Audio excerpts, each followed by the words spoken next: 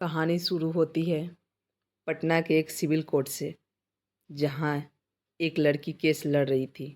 वकील की ड्रेस में, हाथ में फाइलें और चेहरे पर ऐसी गंभीरता जो कम ही लोगों में दिखती है।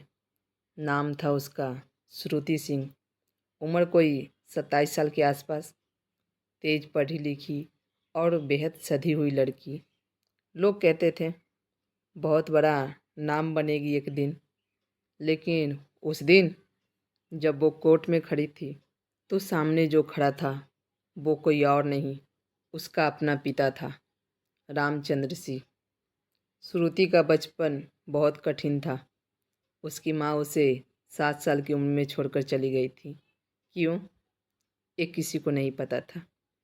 पिता अक्सर चुपचाप रहते थे, दिन भर खेतों में काम और शाम को शराब।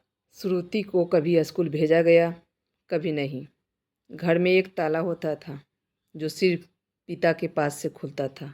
श्रुति कहती थी, माँ के जाने के बाद पापा कभी प्यार से नहीं बोले। एक रात जब श्रुति 14 साल की हुई थी तो वो बहुत डर कर गांव के थाना पहुंची।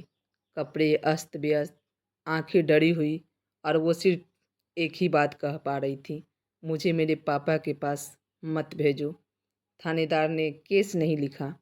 बोला बाप बेटी का मामला है, घर का है, समाज में बदनामी होगी। श्रुति को एक एनजीओ की मदद से हॉस्टल में रखा गया। वहीं रहकर उसने पढ़ाई की, कानून पढ़ा। दिल में एक ही आग थी, एक दिन मैं अपनी माँ की मौत का सच पता करूँगी और खुद को न्याय दिलाऊंगी। श्रुति अब एक वकील थी। जिस केस में वो पेश थी वो था सुनीता देवी की हत्या का मामला। सुनीता देवी श्रुति की माँ।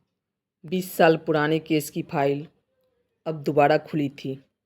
पोस्टमार्टम रिपोर्ट में कहा गया था आत्महत्या, लेकिन अब नए सबूत मिले थे। माँ के गले पे निशान थे, जिसे किसी ने गला घोटा हो। श्रुति के पास गवाह थी, गांव की एक पुरानी दाई माँ, जिसने वो रात देखी थी। उसने कहा, उस रात रामचंद्र सिंह और सुनीता देवी में जोर का झगड़ा हुआ था और सुबह सुनीता नहीं रही।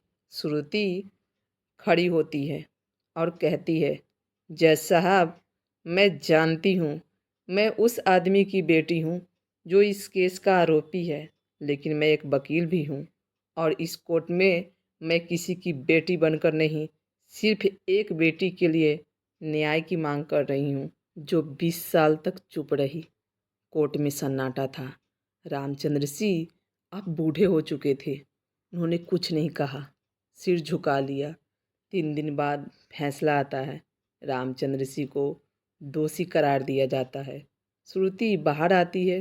पत्रकार सवालों के बौछार करते हैं, आपको कैसा लग रहा है, आपने अपने पिता को सज़ा दिलाई?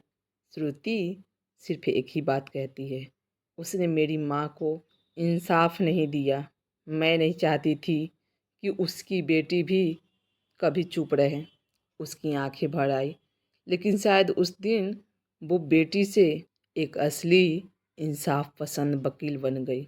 सीख, सच चाहे कितना भी गहरा दबा हो, अगर दिल से लड़ाई लड़ी जाए तो इंसाफ एक दिन जरूर मिलता है, चाहे सामने वाला अपना ही खून क्यों ना हो।